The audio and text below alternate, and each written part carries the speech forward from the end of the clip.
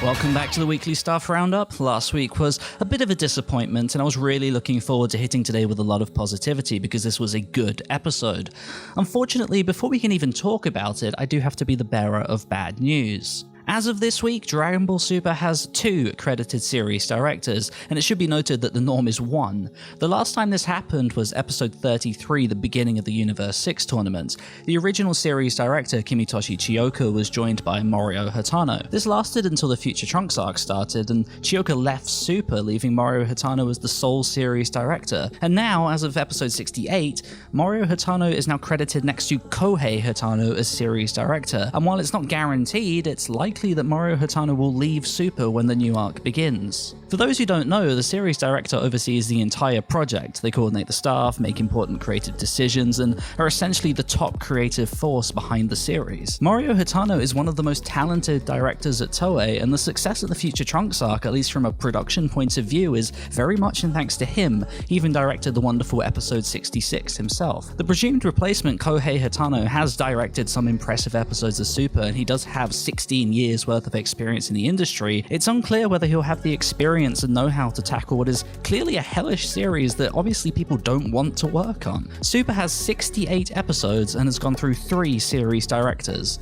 In comparison, One Piece has over 700 episodes and has only gone through 5. As much as the animation quality is marginally improved in Super, the production is clearly not in a good place still. As much as I really hope Kohei Hatano will do a good job, it does leave me terrified that we may lose more talented staff. If Futoshi Higashide ever leaves, well, enjoy the animation quality tanking again. We'll see, Kohei Hatano may surprise us, but either way, this is kind of a depressing reminder that this series began way too soon and with very inadequate planning. But onto some positivity, let's actually talk about this week's episode, because coincidentally, Kohei Hatano storyboarded it. This week was entirely outsourced to Studio OnePack. OnePack have been working on Super since the very beginning as a sort of support studio. They very often pop up during pre-finale action episodes to let the in-house talents focus on the action scenes while their staff fill in the gaps. It's how you have great episodes like 38, 44, and so on and so forth. Since almost all of their episodes come with 2 animation supervisors and 2 assistants, and ever-changing key animators,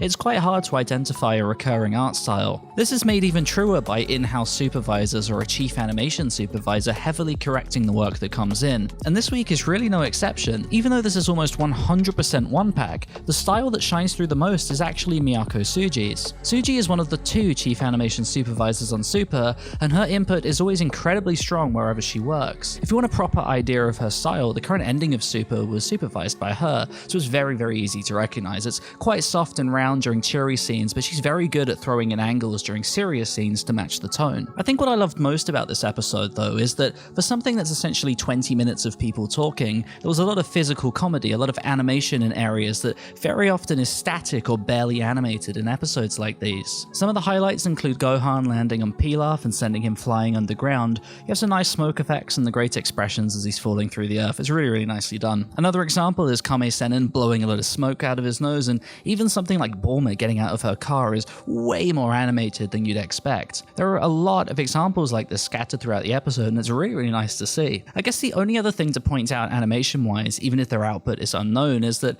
Yoko Izuka and Taiichiro Ohara are back on this episode, having popped up initially in episode 60. If you don't know who they are, they were 2 animators from Studio Last House who animated, I think, probably the large majority of episodes on Dragon Ball and Dragon Ball Z. Of course, they were all under the infamous Masayuki Uchiyama, but it's nice to see old names pop up all the same. Next week should be a fun one. While I'm sure there will probably be 2 animation supervisors, the style that stands out very clearly in the preview is Shuichiro Minabe's, who is one of the most exciting supervisors working on the series right now. He's shown what he can do in episodes like 14, 27, 56, and most recently 63. He's got a great classic style and is clearly a very capable action animator. While I doubt it'll be a mind-blowing episode, I think it'll be, as I said, a very fun one. I know this has been a bit of a short episode, but I kind of decided it was more important to talk about the news than this episode, where really I didn't have a whole lot to say. Hopefully you still got something interesting from the video at least. I'm looking forward to the new arc starting so I can start breaking down the animation properly like I was doing when this series began. But either way, thanks for watching. Let me know what you thought of this episode's visuals in the comment section below, and I will see you next time, but probably a little bit late because I won't be around next Sunday, but at some point. Bye bye.